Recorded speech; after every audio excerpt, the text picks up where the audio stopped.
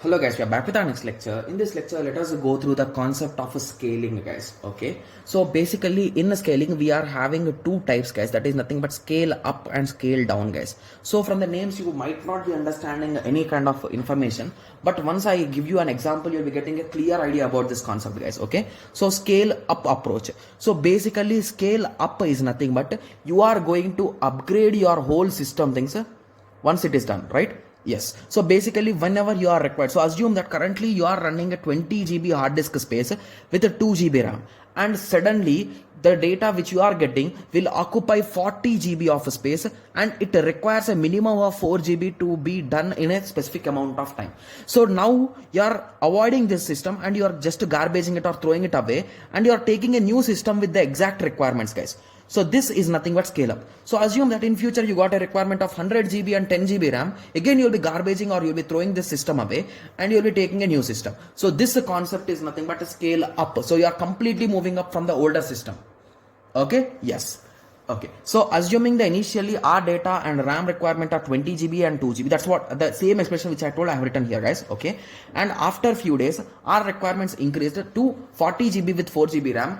If migrated our data into new device to accommodate with new data, here instead of reusing or doing something, we are upgrading the system. Even in future, if we are upgrading the system, even in future if we get 100 GB with 10 GB, again we'll be upgrading the system. So this approach is a scale up approach, and which is not a good idea, guys, right? I'm saying clearly it is not at all a good idea, right?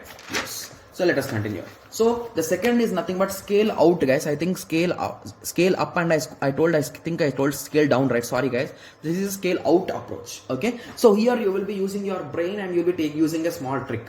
So assume that your initial requirement is a 20 GB and 2 GB. So you bought a system and you are started working on it. So unfortunately, suddenly they told that you require a 40 GB space with 4 GB. So in this situation, you will be just buying the components, or you'll be taking one more system and you'll be combining them to form the total being 40 GB with the 4 GB RAM, guys.